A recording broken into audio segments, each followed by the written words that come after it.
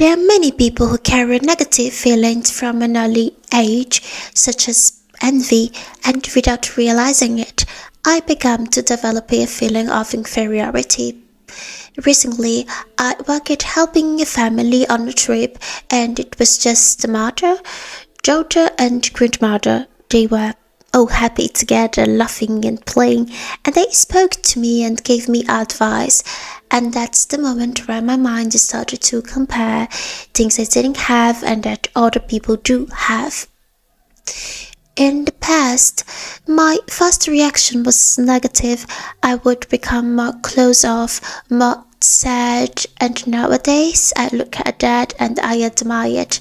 I think it's one of the most beautiful things in the world, and I believe that one of the best ways not to feel sad about what others have and you don't is not to wish for it, but to appreciate it.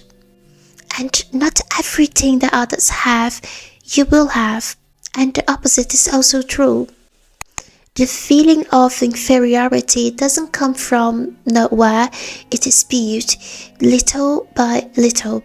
One of the most common roots is in childhood, when someone grows up being criticized a lot, not recognized, or constantly compared to others. Well, look at your brother, he does it better.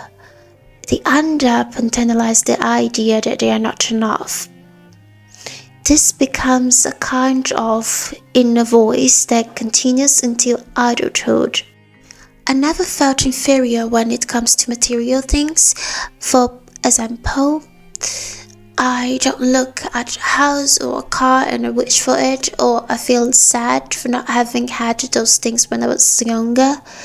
And I did feel, and sometimes still feel inferior in things related to communication and education. Because I didn't speak much, I have difficulty developing my thoughts and starting conversations or building connections.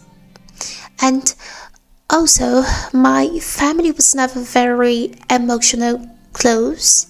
There are also other behaviors I developed that don't really make sense, but I noticed that they reflected how others treat me or saw me.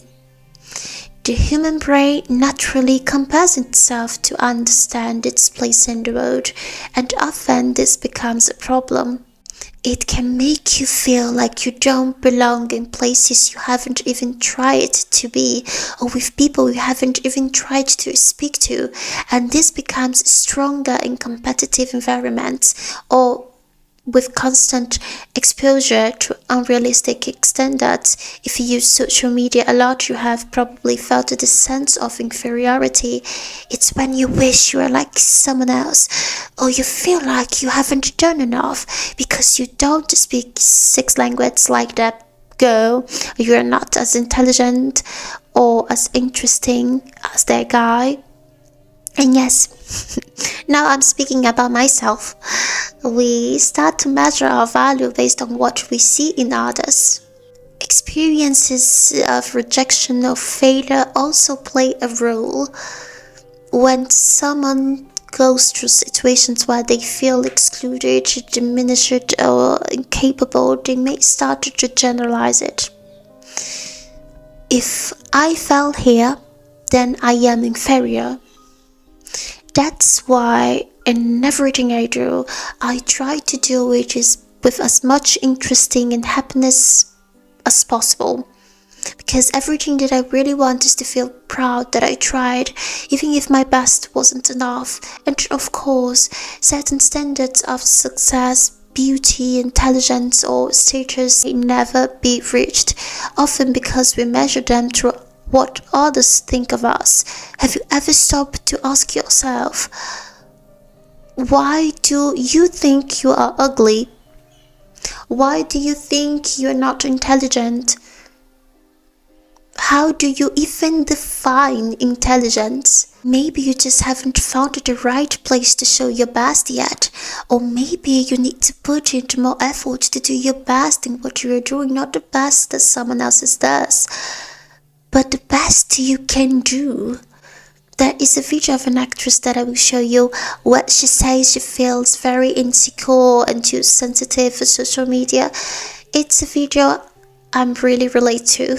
My ego is too fragile to have social media. I had Instagram once for 3 days, and when I started realizing that I'd spent 20 minutes looking at somebody's Instagram page, I was like, what have I just wasted 17 minutes of time? I felt so bad, like I was missing out on this random person's life. I can't do this. That's one of the reasons why I try to use my Instagram and Facebook more for posting and not so much for watching what other people are doing, only when it's my family, close friends, or people I follow on YouTube. Like everything in life, it needs balance.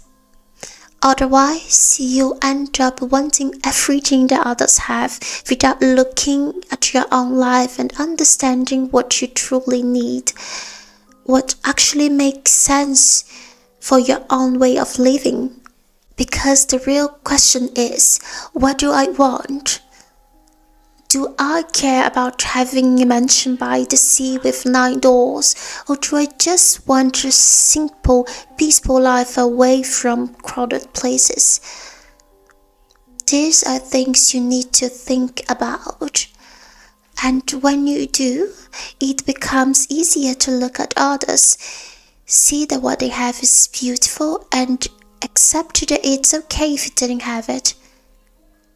You forgive your past, you understand that many things were not your fault, and now that you are aware, you move forward, building your future based on who you are.